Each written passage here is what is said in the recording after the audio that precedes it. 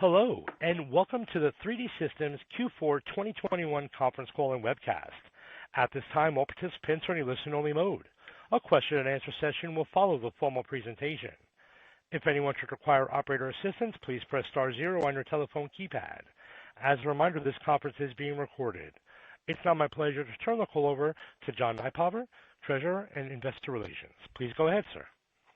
Thank you, Kevin. Good afternoon, and welcome to 3D Systems conference call.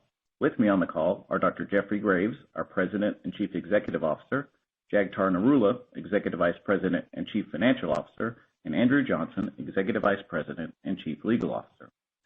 The webcast portion of this call contains a slide presentation that we will refer to during the call. Those following along on the phone who wish to access the slide portion of this presentation may do so on the Investor Relations section of our website. For those who have accessed the streaming portion of the webcast, please be aware that there may be a few seconds delay and that you will not be able to pose questions via the web. The following discussion and responses to your questions reflect management's views as of today only and will include forward-looking statements as described on this slide. Actual results may differ materially. Additional information about factors that could potentially impact our financial results is included in today's press release and our filings with the SEC, including our most recent annual report on Form 10-K and quarterly reports on Form 10-Q. During this call, we will discuss certain non-GAAP financial measures. In our press release and slides accompanying this webcast, which are both available on our Investor Relations website, you will find additional disclosures regarding these non-GAAP measures, including reconciliations of these measures with comparable GAAP measures. Finally, unless otherwise stated, all comparisons in this call will be against our results for the comparable period of 2020. Now, I'm pleased to turn the call over to Jeff Graves, our CEO. Jeff? Thanks, John, and good afternoon, everyone. Before I begin my prepared remarks, let me take a moment for a brief statement regarding the ongoing Russian invasion of Ukraine. Given the clear and unacceptable humanitarian implications of Russia's recent actions, we've elected to immediately suspend all sales to Russia. We're hopeful that the situation will be resolved quickly and peacefully, and that the Ukrainian people can move forward as a free country with an elected representative government. Our guidance for 2022 that we provided in our press release this afternoon, and that we'll discuss later in this call, reflects to the best of our ability these risks to our anticipated results this year. So with that said, let me begin our call today by wishing all of you a happy and healthy new year. As I'm sure you'll agree, 2021 was a year filled with both optimism and challenges. Optimism as we saw the rollout of COVID vaccines that were developed, approved, and distributed with astonishing speed, but also significant challenges as new variants emerged which continue to impact families and businesses alike. Looking ahead, I'm optimistic that 2022 will be a year of meaningful progress as these effects ultimately recede and we see consistent and sustainable economic performance once again. In spite of these significant challenges that we faced in 2021, it was by all measures a tremendous year of renewal for 3D Systems. What began in May of 2020 as a four-phase plan to refresh, refocus, and transform our company was completed in 2021 with our transition to the final phase, investing for growth. This 18-month journey comprised reorganization into two business units, healthcare and industrial solutions, restructuring to gain efficiencies, and divesting of non-core assets. We completed all of these efforts while prioritizing the health of our employees and delivering on a dramatic increase in demand for our products and services. I couldn't be prouder of our team's performance, which made 2021 one of the most successful years in our company's history. Let me share with you a few key highlights of what our 3D Systems team accomplished over the last year. At the outset of 2021, we as a management team decided that given the momentum that we had achieved as we exited the prior year, that in addition to comparing ourselves to 2020, which was a year severely impacted by COVID, we would also use our 2019 pre-pandemic performance as a primary benchmark for comparison. This set the bar at a much higher level, one that we felt would be an appropriate challenge for both of our businesses. As we closed out the year, the results clearly spoke for themselves. When adjusted for divestitures of non-core assets, our results for 2021 not only dwarfed our 2020 performance, but also significantly surpassed 2019 across all key financial metrics, from top-line growth to profitability and cash flow. From a balance sheet perspective, our combination of operating performance and sale of non-core assets allowed us to add over $500 million to the balance sheet by the end of our third quarter. We then strengthened our cash position further through a convertible bond offering at an opportunistic time in the fourth quarter, details of which Jagtar will elaborate on in a few moments. This operating performance was delivered in spite of the significant headwinds we experienced from supply chain shortages and logistics issues. As we completed each quarter in 2021 and our trajectory became more apparent, a question that was increasingly asked was, how did all this come together so quickly, particularly in the face of the challenges from COVID? Well, the answer is very simple. We rallied our team around our singular core belief that if we focused our energies, we could be the best additive manufacturing solutions company in the world. Everything that distracted us from our singular mission was either stopped, shut down, or sold, and we focused our entire efforts on reaching our goal. This approach resonated strongly with our employees and our customers, and its effectiveness was reflected in our financial results. Strong double-digit organic growth, industry-leading profitability, and positive cash performance. Our shareholders benefited significantly as well, as our share price rose by over 100% for the year, greatly outstripping our public company industry competitors. By staying committed to this approach and supporting it with a sound investment strategy, I believe this singular, passionate focus will continue to serve us very well in the years ahead, creating significant value for all of our stakeholders. One less obvious but extremely important benefit to this performance has been our ability to increasingly attract key talent to our organization. Just as in sports, everyone wants to be a part of a winning team and to be recognized for the unique value they bring to the game. Like the market itself, talented individuals are able to distinguish between companies that offer promises of future success versus those that deliver on their promises each day. Perhaps the most visible public examples of our organizational success in 2021 were the hiring of a new Chief Technology Officer and a new Chief Scientist for additive manufacturing, both of whom came with outstanding industry experience and credentials. However, equally exciting to me has been the influx of outstanding young engineers and other professionals who bring with them talent, unbridled enthusiasm, diversity, and exceptional creativity. One indicator of this success has been our Intern Program for college students, which we started at the height of COVID in the summer of 2020.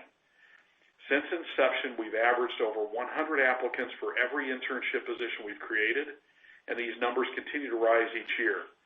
The energy and excitement of these young professionals who represent the future of our business is absolutely contagious, and their impact is being felt throughout our company.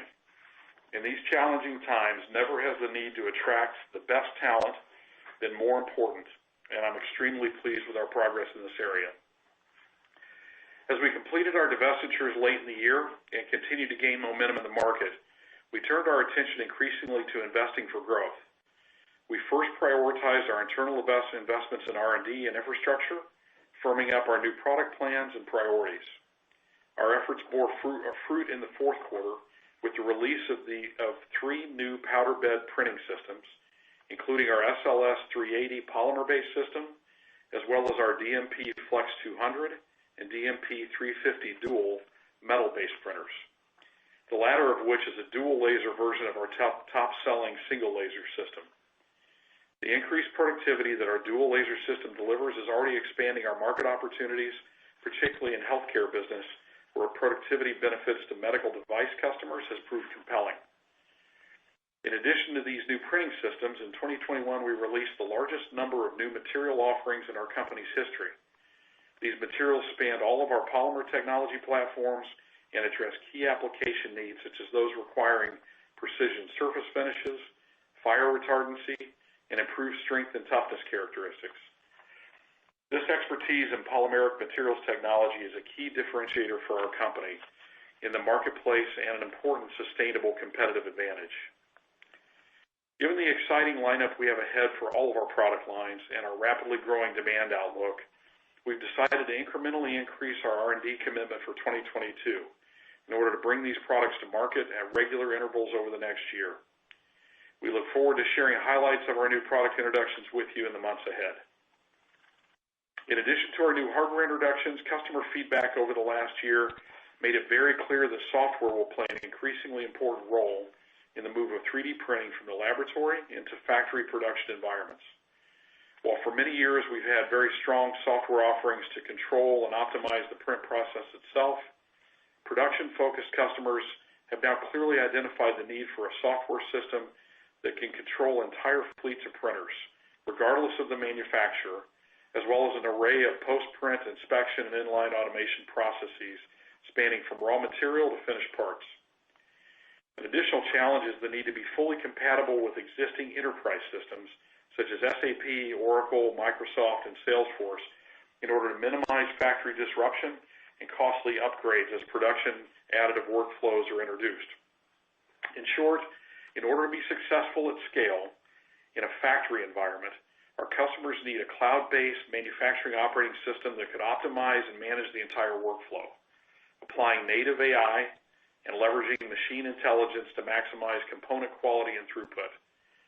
To meet this challenge, in 2021, we significantly strengthened our software portfolio with the acquisitions of Additive Works, which brings real-time process simulation to optimize the printing of new components in production, and Oqton, a unique and versatile cloud-based manufacturing operating system that meets all of the key requirements articulated by our customers. We believe the Oqton system will not only benefit the adoption of our company's solutions, but can dramatically expand the adoption of additive manufacturing for all companies in our industry. For this reason, we've opened our Oqton software suite, which includes our entire legacy software portfolio as optional add-ons, to the entire additive industry, as well as our collective customer base. We've been pleased to see numerous equipment suppliers have already announced plans to partner with Oqton, and we look forward to the growth we believe it will enable. In addition to software, in 2021, we also expanded in exciting new markets through the acquisition of Volumetric and Alevi in the regenerative medicine space. These two acquisitions leverage breakthroughs that we've made in the printing of biomaterials as a part of a multi-year development effort with United Therapeutics, the goal of which is to ultimately manufacture an unlimited supply of human organs for transplantation, beginning with the human lung, to meet the needs of critically ill patients around the world. This expansion into 3D printing technology for biologics is an important long-term growth plank for the company that I've spoken about extensively in past quarters, so I'll limit the time today. But suffice it to say that I'll look forward to updating you on our progress in this incredible area of development in the future. Altogether, our 4 acquisitions completed in 2021 supported our strategic focus by adding technologies that complement our core strength in additive manufacturing, bringing these capabilities to new and exciting markets, which we believe will continue fueling our growth and profitability well into the future. By the end of 2021, with these acquisitions having closed, we exited with roughly $800 million in cash on our balance sheet for the future. Before we turn to our plans for 2022, I'll take a minute to comment on the unique foundation that creates our leadership position in the additive manufacturing industry. In short, we're a full solution provider, meaning that we bring together the industry's broadest set of metal and polymer printing technologies, hundreds of unique materials, and industry-leading software platforms, using our exceptional applications expertise to deliver production-ready solutions for industrial and healthcare customers around the world. The effectiveness of this approach has proven itself over time through the installation of hundreds of production printing systems across countless factory sites around the world. This scale has a tremendous advantage, not only increasing our operating efficiencies, but also in providing critical ongoing customer application support, as well as 24/7 service to our customers, no matter where they're located, over the life of their investments. We're proud to say that our installed base currently prints over 700,000 parts per day, which is more than the rest of the industry combined. This production experience is invaluable in providing the feedback needed for us to adapt to the ever-changing needs of our customers in this volatile but exciting time. And lastly, we continue to innovate, invest, and grow our business, all while tightly managing our financial performance. For customers, moving to additive manufacturing is a very strategic decision.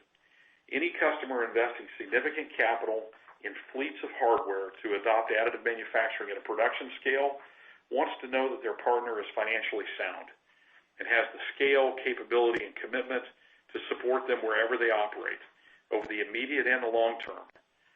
Our combination of scale, expertise, and financial profile is the best in the industry, inspiring the confidence of our customers as they balance their growth opportunities with the ever-present risks that we all face in this complicated global economy. Simply put, we're increasingly the partner of choice for companies ready to make significant long-term investments in additive manufacturing. So where do we go from here? Well, first and foremost, we continue to run a disciplined business, balancing our short and long-term performance and making prudent investments for the future. Given our operating momentum, our demand outlook, and our financial strength, we continue to look for investments that will enhance our customers' capability to adopt additive manufacturing while delivering strong returns for our shareholders. This has led us to 2 additional acquisitions which we announced last week, each of which bring us a new, unique technology for our industrial and healthcare businesses. The companies are called Titan Robotics and Komovis, and I'd like to spend a few minutes discussing each. Titan Robotics, based in Colorado, is the market leader in 3D printing systems using pellet-based extrusion. This technology addresses critical customer applications requiring large build volumes, superior performance, and improved productivity at significantly lower cost. Through Titan, we can now provide solutions to new applications in markets such as foundries, consumer goods, service bureaus, transportation and motorsports, and aerospace and defense and general manufacturing. Like 3D Systems, Titan takes a solution-based approach with customers, working to ensure they provide the best product to address the customer's application. They are the only manufacturer offering hybrid tool head configurations that include any combination of pellet extrusion, filament extrusion, and spindle tool heads for component finishing.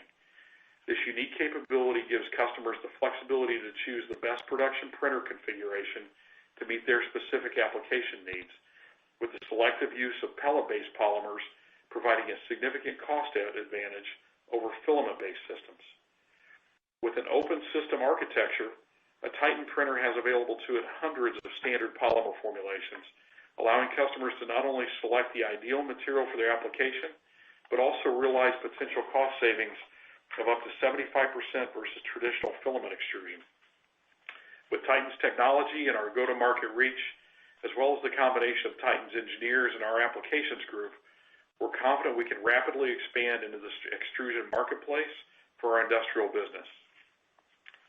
Moving next to Komovis, they are a very special engineering company headquartered in Munich, Germany, with a strong focus on the development and commercialization of a unique 3D printing system for use with medical quality PEEK materials. PEEK, which stands for polyether ether ketone, is a high-performance polymer material that's approved for use in the human body for orthopedic applications. It simulates the properties of human bone very effectively. To date, PEEK has been fabricated for these applications using slow, expensive, and wasteful machining techniques, which have limited its usage in medical implants. The Komovis 3D printing technology is unique, allowing high-volume, cost-effective manufacture of custom medical implants. This acquisition is a perfect fit with our current healthcare business and will allow us to expand from our historical leadership in titanium orthopedic implants to now offer customers a choice between titanium and PEEK polymeric solutions, each of which have their own specific use cases. Integrating Komovis into our healthcare business will drive growth in 3 principal areas. The first is craniomaxillofacial reconstruction, which has been a cornerstone of 3D Systems healthcare for many years, and one in which we're the dominant player for titanium solutions today. Having the unique Komovis printing capability will allow us to expand our virtual surgical planning portfolio to include PEEK implants, in addition to surgical instrumentation and anatomical models. The second application area is spinal cages, where 3D Systems is a leader in the development, production, and sale of both implanted titanium components and complete printing systems for in-house OEM medical production. Komovis expands the material options for customers in this key product line, enhancing patient experience by allowing us to provide the best solution custom tailored for each patient. And third, bone plates for trauma patients. Komovis is developing a carbon fiber reinforced PEEK process for bone plate applications for patients suffering from severe trauma and fractures. In addition to mass-produced custom patient solutions, Komovis has also developed a unique self-contained clean room printing system, which opens new opportunities for 3D Systems to expand our point-of-care market segment for trauma patients, where printing capability is provided locally within the hospital or even within the surgical suite itself. These applications offer perfect complements to the point-of-care work we're doing today with large medical institutions such as the VA hospital system. We believe that point-of-care printing for customer patient solutions will be an increasingly exciting market in the years ahead, and one for which we're a clear leader. When taken in total, we believe the Komovis market opportunity is measured in hundreds of millions of dollars, and the synergies with our current offerings and infrastructure are outstanding.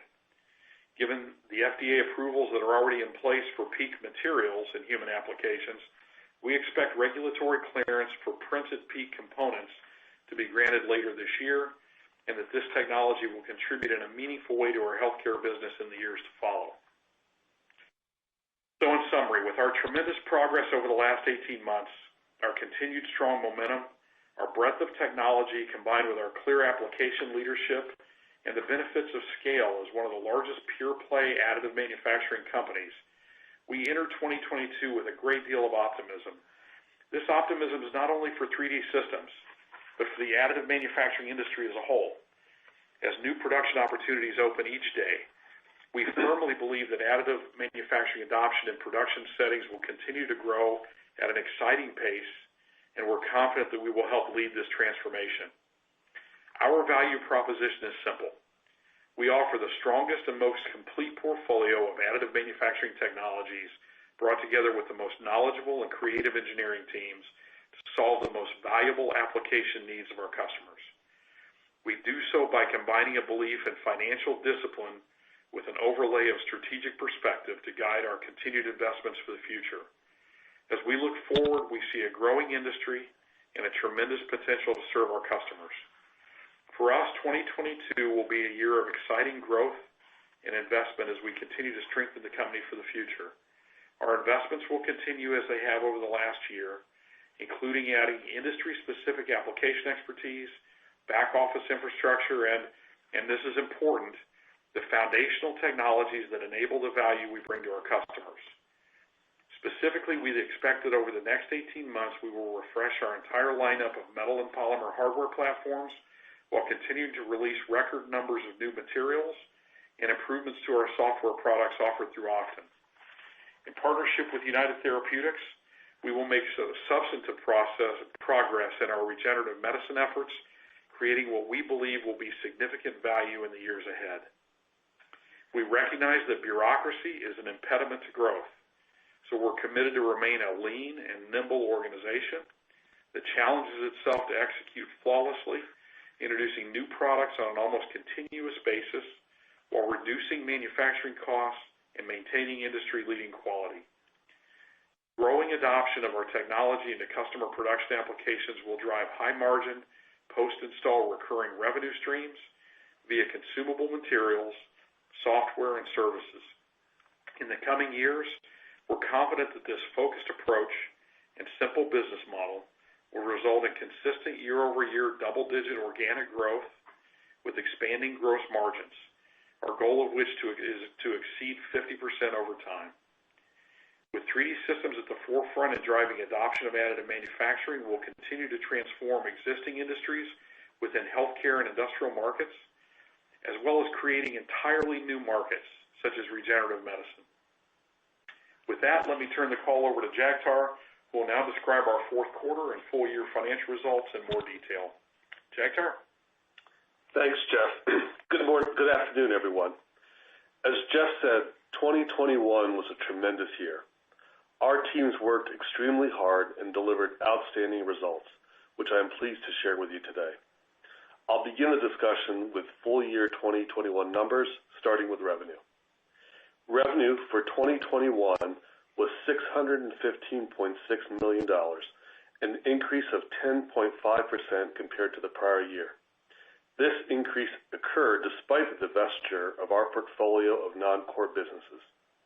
When adjusted for those divestitures, 2021 revenue increased 31.8% as compared to 2020, and versus pre-pandemic 2019, revenue increased 16.9%.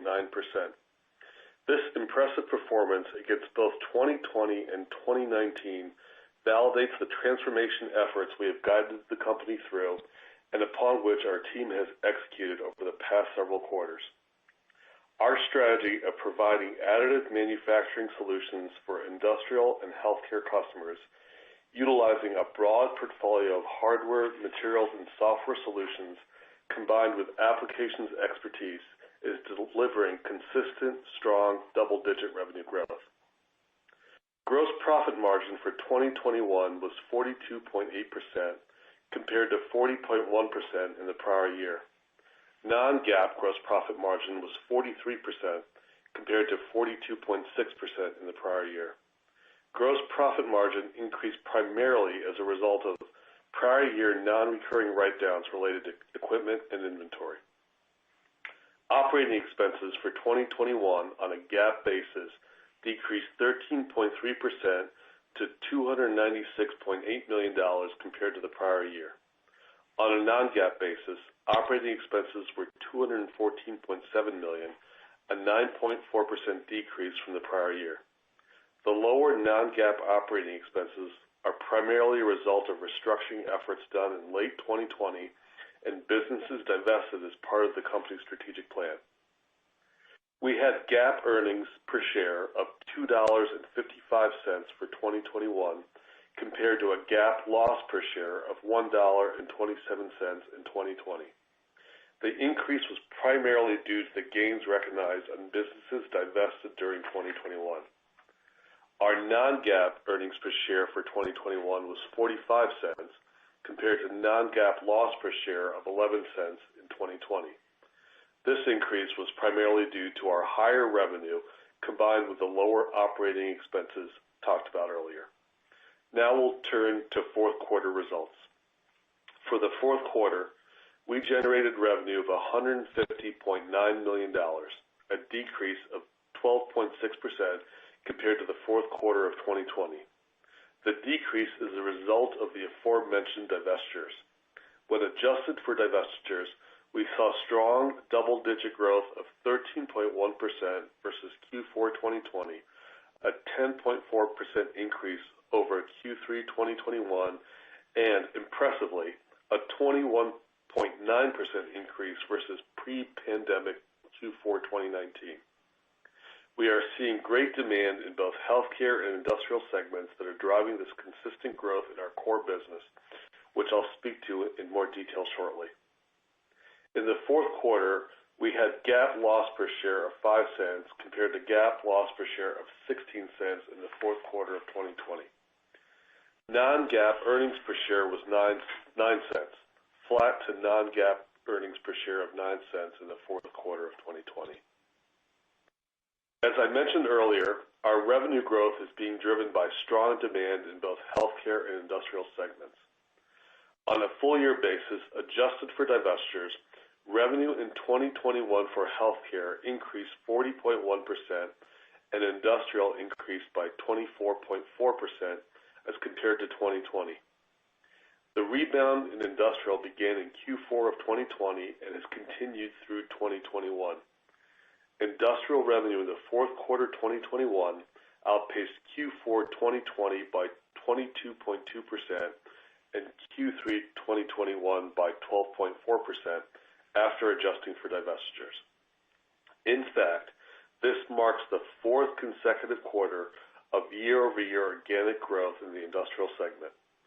This consistent growth pattern is a result of the strategic investments we have made, such as adding crucial application expertise in key industrial subsegments like aerospace and transportation, as well as our focus on materials development to provide customers solutions to complex problems.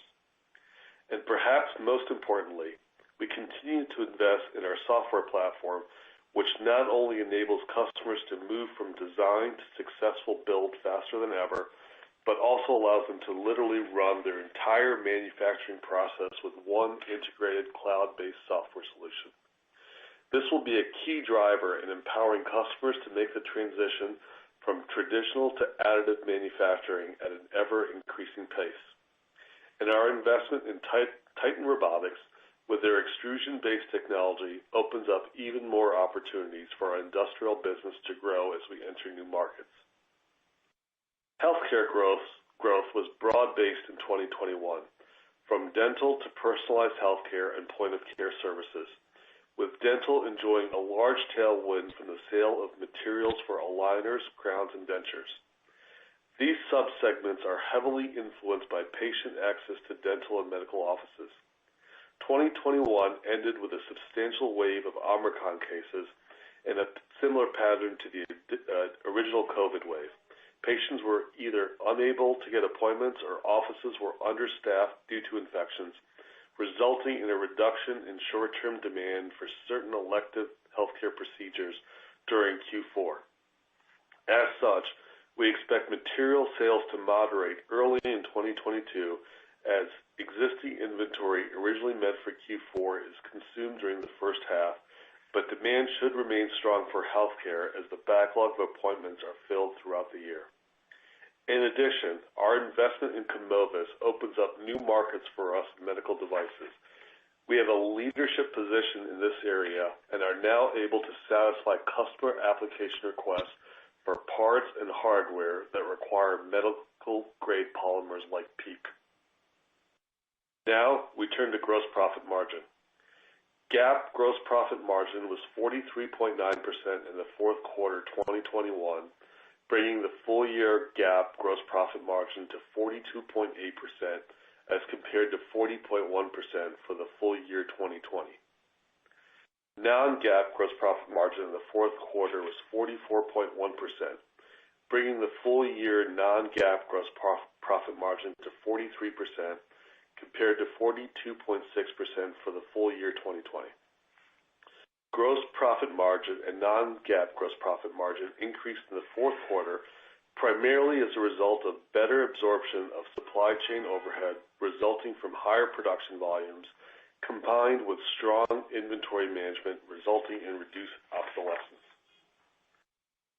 GAAP operating expenses decreased 2.3% to $70.1 million in the fourth quarter of 2021 compared to the same period a year ago. On a non-GAAP basis, operating expenses were $54.3 million, a 6.4% decrease from the same period a year ago, driven primarily by lower SG&A expenses due to restructuring efforts and divestitures.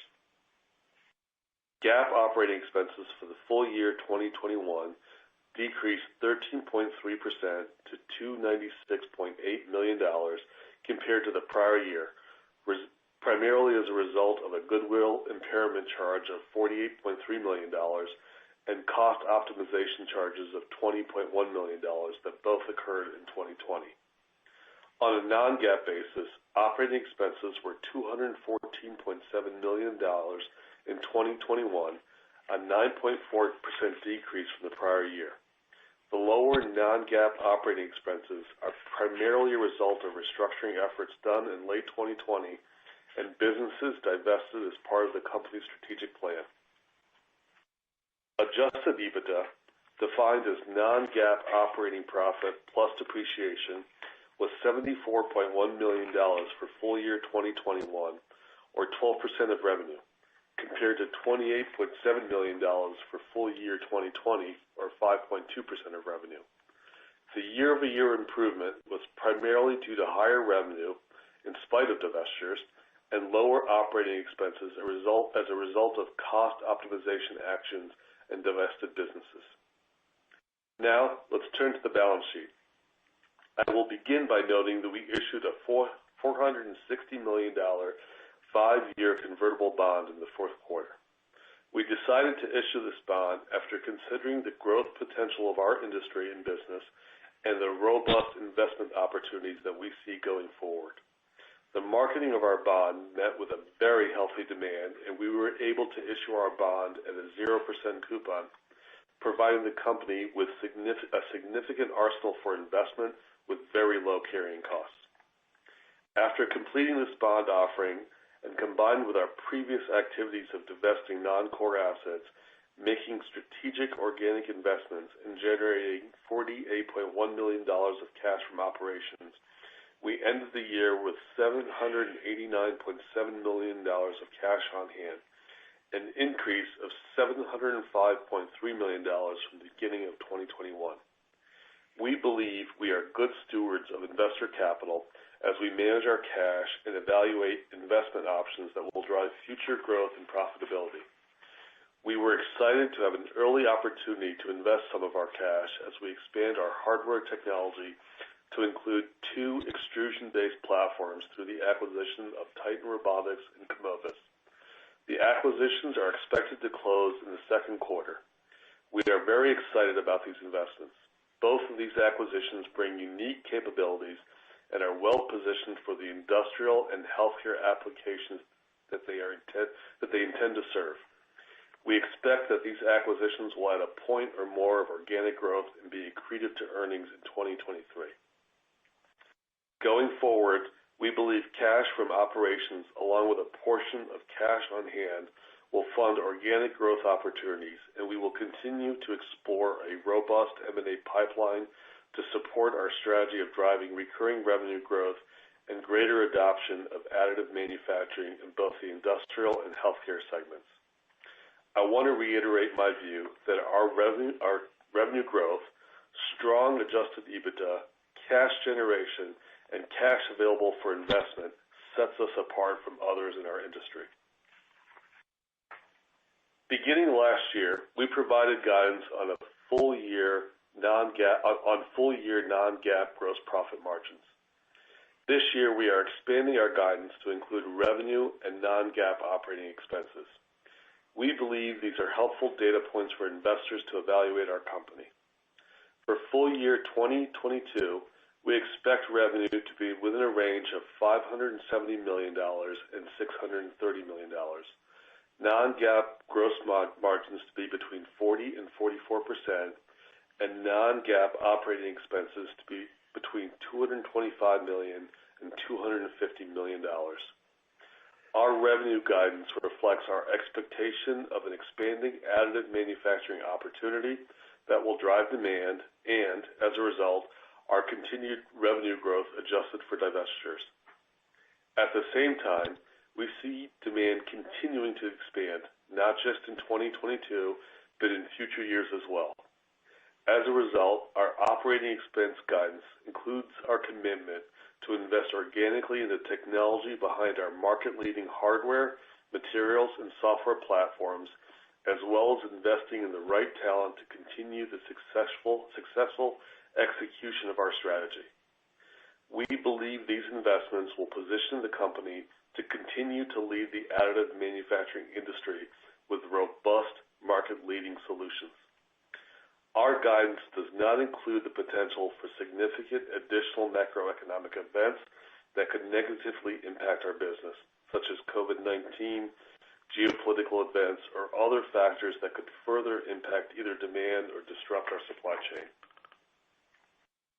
Before we turn the call over for questions, I am thrilled to announce that we have finalized a date and location for our Investor Day event. It will be held in Detroit on May 16th, prior to the opening of the Rapid Plus TCT trade show, a leading additive manufacturing conference.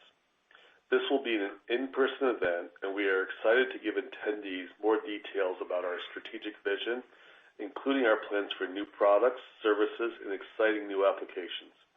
Invitations will be coming soon. We hope to see you there. With that, we will open it up to questions. Operator? Thank you. We'll now be conducting a question and answer session. If you'd like to be placed in the question queue, please press star one on your telephone keypad.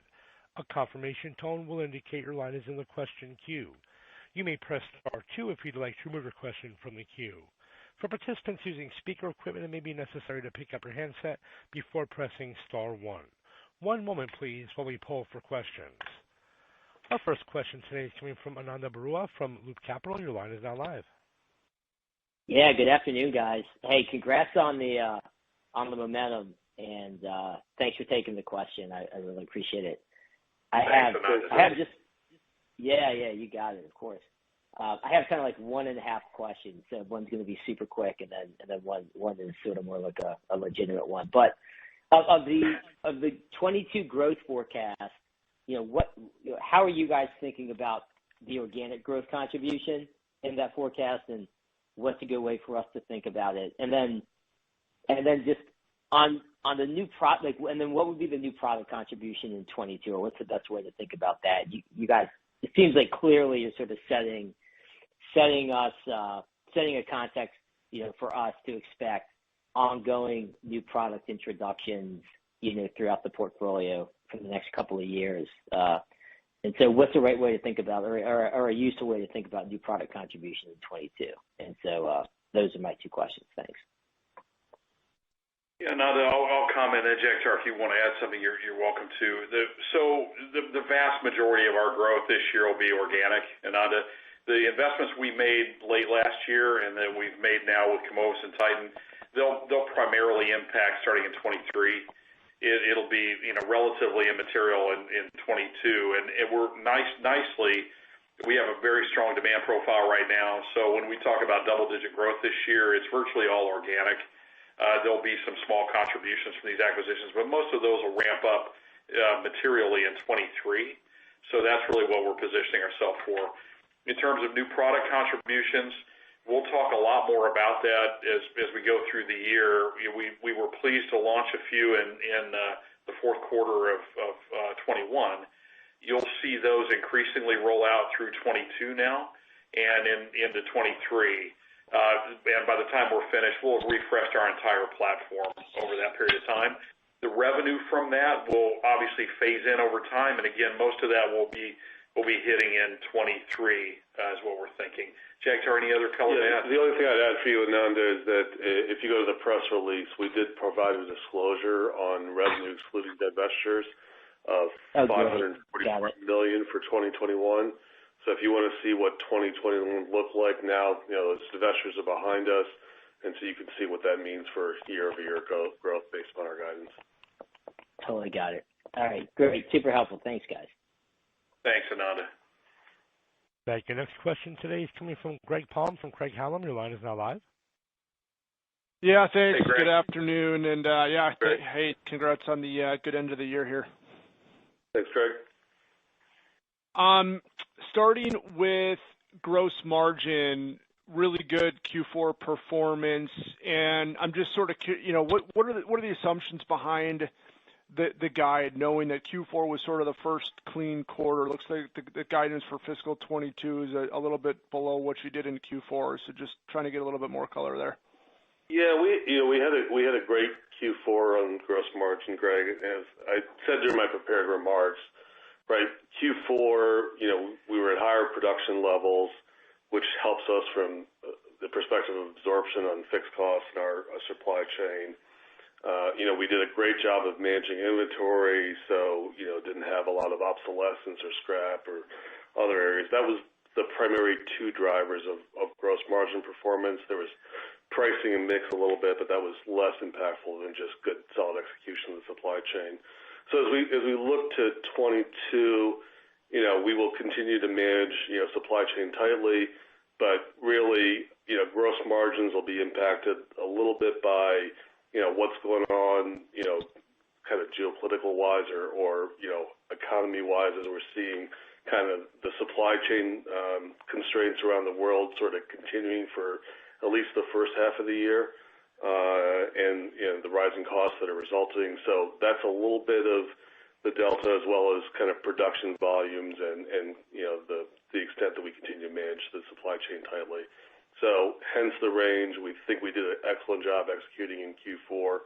Obviously, we'll continue to manage execution going forward, but that was basically the assumptions that went to the range. There's no hidden messages in that at all, Greg. We're just trying to anticipate risk factors around ongoing cost and supply issues for building product, and then just the overall unknown between COVID and geopolitics. We just wanted to be at the beginning of the year here realistic about risk factors and to factor that into the guidance range. Totally understandable. Okay, and then in terms of the breakout between segments, healthcare and industrial, looks like specifically in Q4, industrial was really the standout. I don't know if I missed it, but did you give a dental and a non-dental growth for healthcare? We did not. Dental, dental was up. I would say, just eyeballing it, 15%-ish. Non-dental was flat to slightly down. Okay, and then just one quick follow-up on Jeff, on your remarks about Russia. I don't think they're a material part of your revenue, but do you have any sort of estimate on the revenue contribution that might be impacted by your decision not to sell into that region? No, it's not. It's really not a material number, Greg. It's a bit more point of principle and symbolic on our part, but it was a market that we were excited about, growing when everything was under control and going well. But with this recent incursion into Ukraine, we just don't want to be supporting them with sales right now. So that's why we've taken this position. Got it. Okay. All right. I'll hop back in queue. Best of luck going forward. Thanks. Thanks, Greg. Thank you. Next question today is coming from Troy Jensen from Lake Street Capital. Your line is now live. Hey, gentlemen. I also want to say congrats on the great quarter and great year. Thanks, Troy. Hey, so Jeff, maybe for you, I'm just interested in Titan. Could you let me know, is this a high temp build envelope, and specifically, can they do all temp material? And then how's it tie in with Roadrunner? Yeah, two good questions, Troy. So it is designed for higher temperature applications as well as room temperature applications, but it can go to higher temperatures. We'll be extending those. So it is designed to encompass all temp type materials and high performance materials. What I love about it, Troy, is the high production rates, and the cost of the raw material. Using pelletized material is unique, and it's a significant cost advantage for customers building large parts. So we really like that. It's a starting point on the progress path to the Roadrunner, which is more what we're seeing as the goal of our entire extrusion program, if you will. So we'll factor in both filament now and extrusion technologies as we evolve that next generation product. So there'll be more about that at Investor Day in May, but that's our really laying out our long-term roadmap for extrusion-based technologies. All right, perfect. And maybe one for Jagtar. Thank you for the full year guidance here on revenues. Any thoughts or any help on normal seasonality? I mean, I always think of Q1 as kind of down 12, maybe 12 to 15% sequentially. Q2's up nicely, Q3's flattish, and then a bigger spike in Q4. But I'd just like to hear your thoughts now with all of the divestitures behind us. Go ahead. Yeah, sure, Troy. I think you'll see similar profiles to prior years, excluding 2020, which was a little bit of an anomaly. The one thing I'd point out is that right now we're more supply constrained than demand constrained, meaning that the issues in supply chains that we've been all reading about have been more the impacting item to revenue for us right now than customer demand. So as a result, I think you'll see seasonality in Q1 a little lighter than normal, not by much, but a little. And hopefully with supply chain issues getting fixed as we expect, Q2 and Q3 will be a little bit stronger than normal. Then you'll have your normal Q4 ramp. All right. So I think you'll just see a little. Yep. Thanks. Understood. Thank you. Next question is coming from Brian Drab from William Blair. Your line is now live. Hey, thanks for taking my questions. Did you say, or can you tell us, since the K is not out, what percentage of sales was in 21 to your largest customer? Yeah, it was, actually I don't have that number off the top of my head, but it was about 25%. 25% for the year in total? For the year. Okay. Yeah.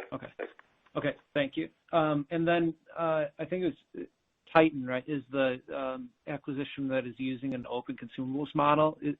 Is that I'm just curious, is that something that you've considered exploring for other product lines, the open consumables model? And, what sort of margins can you generate with a product line like that relative to your corporate average? Yeah, so good questions, Brian. We want to do what's best for our customers and, what will allow them to adopt additive the fastest. And that really varies platform by platform. In some cases, it's really difficult to separate the material from the printing platform. The process is just so interdependent. And in reality, that would apply all the time. It's just some machines are easier to adapt to standard off-the-shelf materials than others from a processing standpoint for customers. So we want to make sure the customer experience is good. If that requires us to go with a fixed set of materials from ourselves, we do that. If not, we open it up to them buying materials from third parties. So that's one way to look at it, is where a machine is versatile, flexible enough to accommodate off-the-shelf materials, we'll make it open. And we'll do that knowing that we can make an acceptable margin on the hardware and, of course, the aftermarket software services, all of that as well. We can refine our model to tune in a process for a material for a customer if they want to use that, with them buying off-the-shelf materials for the future. So I'm not giving you a real crisp answer, Brian. It'll vary by platform and over time. But I would tell you we're looking at it from a very open-minded perspective now about what's best for our customer for each platform we sell. And we're also looking at the materials availability. We have a great portfolio of proprietary materials, and we're also looking at how best to take those to market. So because we think customers broadly will value those materials. So we're looking at both dimensions of the materials question. Okay, great. Thanks very much. I'll talk to you later. Hey, Brian, I just double-checked that percentage number for the largest customer. It's 21%. 21. Got it. Thanks, Jack. Thank you. Next question is coming from Jim Ricchiuti from Needham & Company. Your line is now live. Hi, good afternoon. I just wanted to maybe go through again the gross margin guidance for the year. And it sounds like, just some of the puts and takes there. It sounds like, to some extent you're looking for potentially a little bit of a slower start. Does that impact some of the gross margin guidance for the year, coupled with what you just also noted, what we're all hearing about, supply chain challenges? And should we assume that just picks up as we go through the year? Yeah, that would be a fair assumption, Jim. We know supply chain is challenging right now as we see it. We're seeing shortages of supply for certain parts that we're then having to go through a broker to obtain, which is in some cases resulting in higher costs. So I would expect, margins to be, as I think about the seasonality of margins through the year, I would expect that margins will be a little lower in the beginning of the year, and then as volumes increase and supply chain issues, hopefully start to evaporate, the margins will increase over the balance of the year. Got it. Jeff, I wanted to go back to your comment and the reception so far, since it's been part of 3D Systems. I wonder if you could elaborate on what you're seeing in the market there. Jim, you broke up on a little bit of that, but you want to know my perspective on the market now that I've been here? Yeah, no, I'm sorry. Hopefully you can hear me okay now. I wanted to go back to the comment you made about and the reception of some of the other industry players to the acquisition. How satisfied are you with the way this is developing? Sorry about that. Yeah, I know. I'm with you. It's the software question around Octane, Jim. Yes, that's right. Gotcha. Yeah, I'm pleased, and I understand this industry's young, still relatively young. There were a lot of emotions involved early on, and as an industry matures. But my perspective, Jim, coming in, last couple of years is the industry is maturing now, and you got folks who truly increasingly set emotion aside and look at what's going to drive the adoption of additive most quickly. So I know I've been very pleased. We still fight old feelings and things, but more and more, I think across the industry, everybody sees the inroads that additive is making, and whatever opens up those doors faster is good. As you look at it, the Optum platform is the best in the industry. And the more that our customers adopt that, the easier everybody will have a chance to sell their technology into the customer base, and it can handle all these platforms. So increasingly, we're seeing acceptance among the industry on using that software, and also a fairly rapid acceptance by our customers. We're still in a demonstration phase, but as customers start to use it, certainly that encourages the rest of the industry to use it as well. So, yeah, would I like it to move faster? Sure, I absolutely would. But I think as people see that we are running the business as a platform business for the entire industry, that increasingly they'll adopt it. So it's coming along, Jim. I always wish things moved faster, but I am pleased with the progress, and I think we'll continue to see it in future quarters and years. Thanks a lot, and congrats on the year. Thanks so much, Jim. Thank you. Next question is coming from Paul Chung from J.P. Morgan. Your line is now live. Howdy, Paul. Hey, thanks for taking my question. So it's great to see annual guide again. So just wanted to kind of expand on that. What do you think are the kind of relative growth between healthcare and industrial verticals? You had very strong performance in both, though comps might be a little bit tougher in healthcare this year.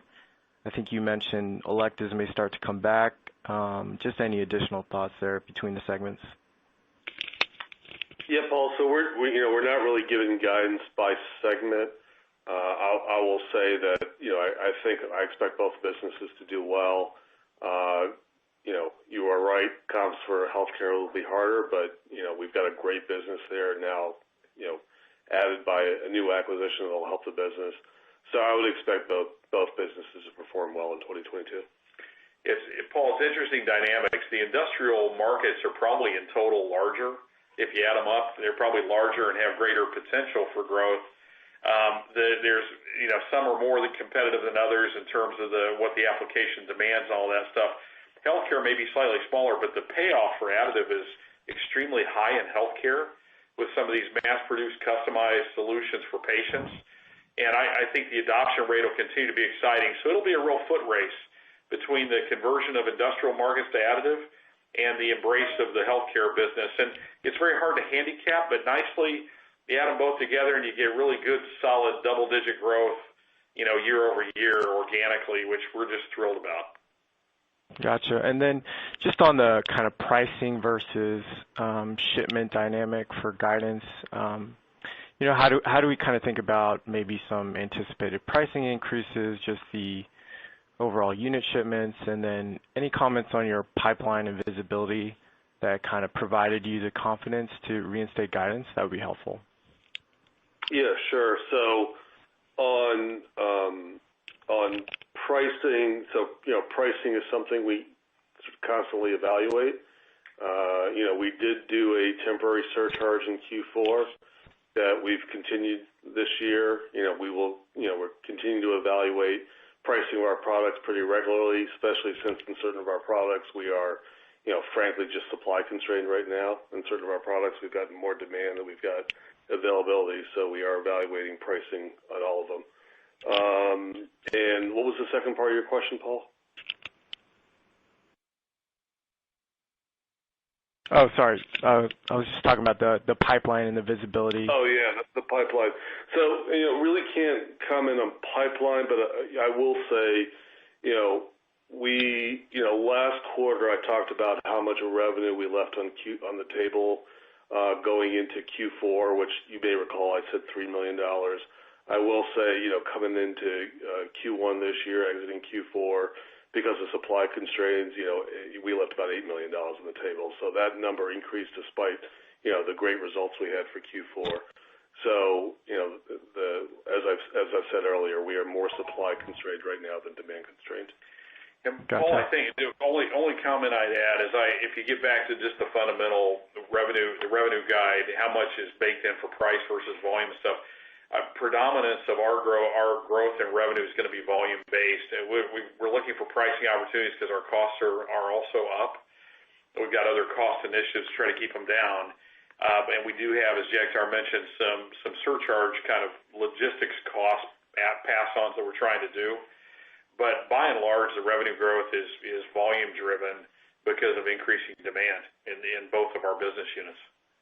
Gotcha. Thanks for that. And then lastly, just on your kind of implied operating margin guide, it sounds like you're recognizing much of the OpEx related to some of the acquisitions you did last year and this year.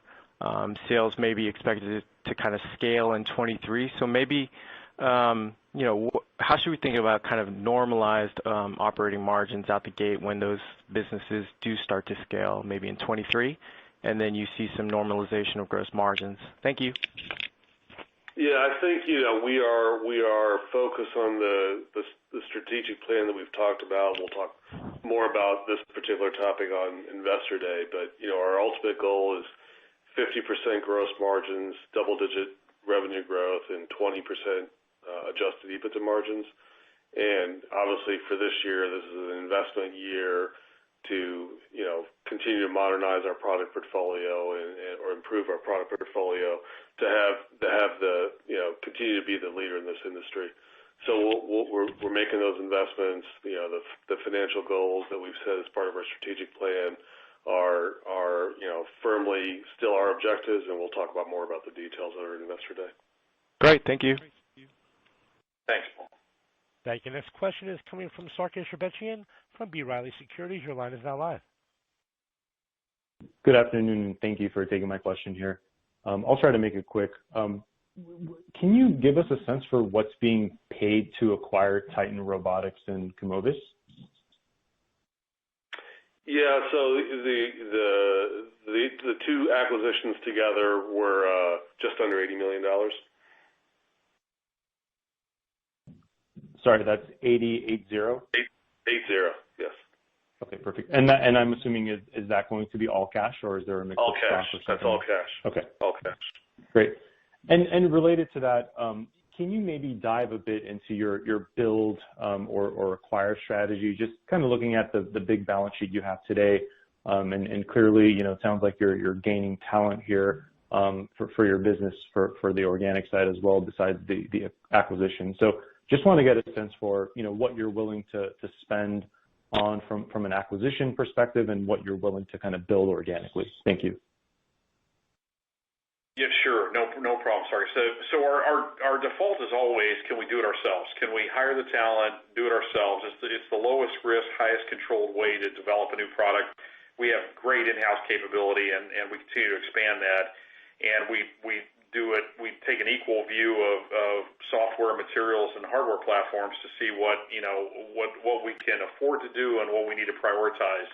Beyond that, we're opportunistic about acquiring technologies. When you look at our portfolio, we've got a full spectrum of technology available to us. If you go back to the earlier question, I think Troy asked about the evolution of extrusion technology as an example. We didn't have an extrusion platform. It was one of the few that we didn't have. We added that.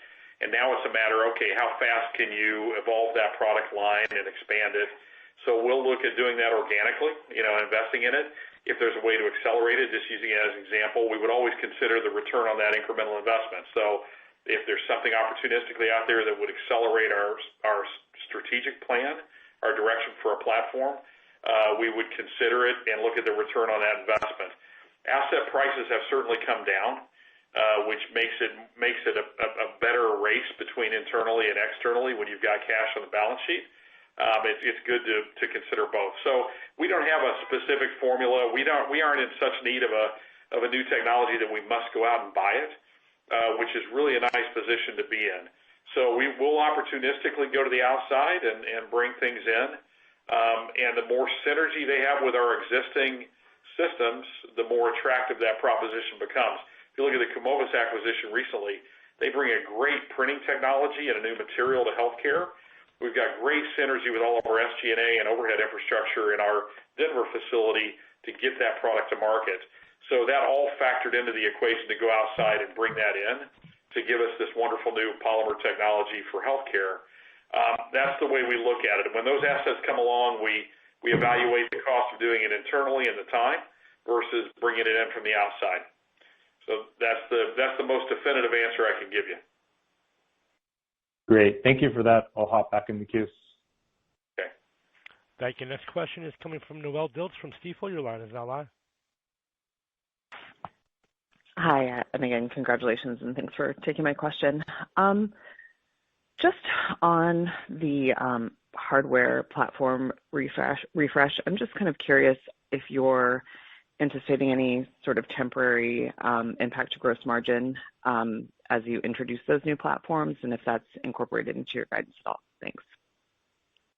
Yeah, it's certainly incorporated, and I wouldn't expect, from a gross margin standpoint, we're trying to design, obviously, like most guys, we're trying to design products that'll bring more value to customers that you can price for and also have a lower manufacturing cost. So we're trying to drive gross margins in a positive direction through this introduction, not a negative one, though.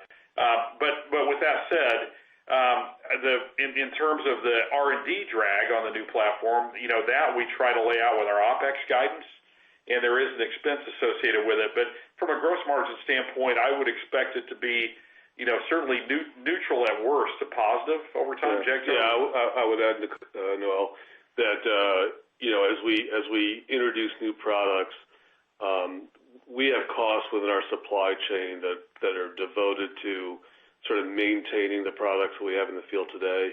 Right, when certain components go out of manufacture, we've got teams of people that have to find new components source new components to go into those machines. So by incrementally refreshing our portfolio, we're going automatically to components that are in production today and at lower cost. So I would expect that as a result of that, over time, that will reduce the cost of supporting those machines in the field and our supply chain, and that'll help gross margins over time. But at this stage, I wouldn't be able to quantify that. But I think there is an expectation that will improve gross margins over time. Okay, that makes sense. And then just on your, you kind of talked about this robust acquisition pipeline. Could you give us a sense of, sort of what the pipeline looks like in terms of size? And I think last quarter you talked a little bit about, where your priorities lie in terms of the deals you'd like to take on. If you could maybe touch on that as well, that would be helpful. Sure. Yeah, I think I would tell you, after being in this role a couple of years, there seems to be a continual stream of printing technology that comes online, and I think fundamentally it's because the components continue to evolve, and there's creative people and little workshops around that are trying to put those together into a new printing technology, a few of which have real potential and many of which don't. So there's always a stream of hardware, new printers, if you will. We evaluate those all the time, and quite frankly, most of them have Achilles heels to them and don't make it, but a few do. And the Komovis application is one of them. A Titan, for that matter. I mean, bring a much faster, lower cost component to customers that want big components. So occasionally one comes along that works. It's a really nice acquisition. You bring it in, but there's a lot of them. So we spend resources evaluating those. Materials is a lot harder to come by. There are very few really good material groups out there that you could look to acquire. There are partnerships, which are equally difficult, but there are fewer opportunities for materials acquisitions, which is why we tend to invest a lot of R&D money into doing that ourselves. It's an extremely important part of the business.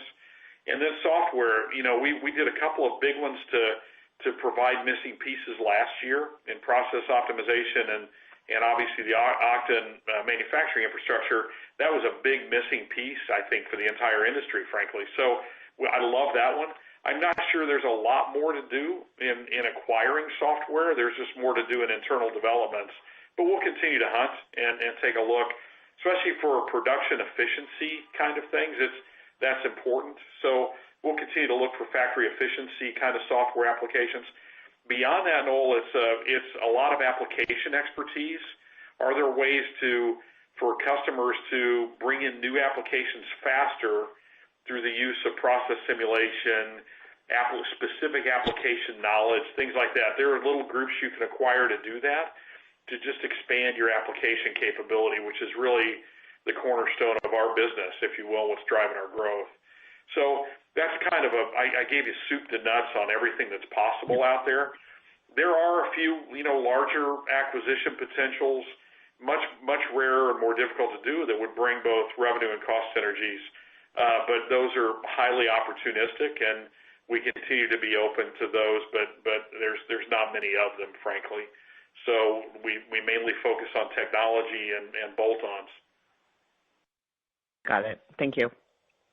You're welcome. Thanks for the call. Thank you. Our next question is a follow-up from Greg Palm from Craig-Hallum. Your line is now live. Yeah, just a couple of quick follow-ups. As it relates to the two acquisitions, is there revenue contribution included in this year's guidance? And if that's correct, what numbers are you expecting? Maybe better said, what contribution or what type of revenue profile did they combine have in 2021? Yeah, so the revenue contribution for them is included in the guidance. We're not breaking it out specifically, Greg, but it's not a huge component of the guide this year.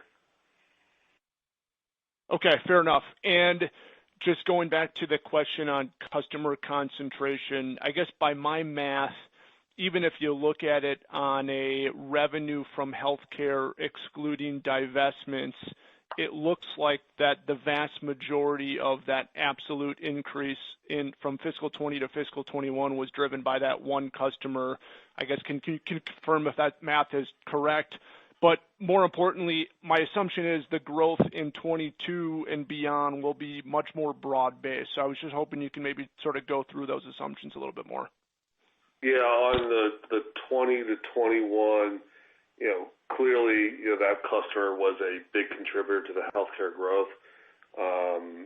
We did have pretty good growth in the medical devices segment, with the exception of Q4 for the reasons I talked about during the call. We had Omicron show up, which kind of impacted services in the healthcare industry, which then impacted our revenue. I do think that in 2022 you will see kind of a much more broad-based increase. That customer is still a good customer, but we have a number of activities occurring in healthcare. Yeah, Greg, when you look at it, unfortunately with COVID, a lot of the orthopedic procedures that we're really good at supporting were viewed as optional procedures, and they were kind of the first to fall out when hospitals had to make tough choices. So we would expect that to be increasing nicely. It's a really good business. It was unduly impacted by COVID if you look at the full year.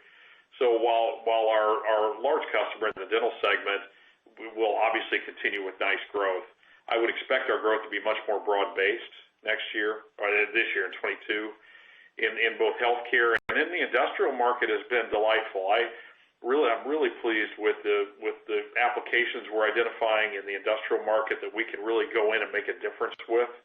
It's really going well, and I got to tell you, of the pleasant surprises since I've been with 3D Systems, the industrial growth right now has been really impressive and strictly organic. It's been a really nice change. So I'm really pleased. I think 22 will be a broader success story, across many market verticals. And again, I think we're, as we sit here today, when we weigh the risks and the opportunities, we would tell you today we're going to grow double digits this year. And that now there's a lot of puts and takes that go into that. As Jagtar mentioned, the acquisitions we've done really we don't expect to contribute materially this year, but they do help offset a little bit of risk and add to the potential positives of the year. So I feel good about a double-digit, basically organic growth scene for the year, with all of the risks that you and I could both list, that are going on in the world right now. Yep. Well, I appreciate you taking the follow-ups and looking forward to seeing you guys in May. Sounds good, Greg. Thank you. Thanks, Greg. Thank you. We reached the end of our question and answer session. I'd like to turn the floor back over to Jeff for any further closing comments. Thank you, Kevin. Listen, thanks everyone for joining our call this evening. While the world continues to be volatile, we're optimistic about the future, and we believe we're better positioned than ever to weather any storm, while positioning ourselves for the bright future we see ahead. We wish you good health and a great start to the new year. Thank you. Thank you. That does conclude today's teleconference and webcast. You may disconnect your line at this time and have a wonderful day. We thank you for your participation today.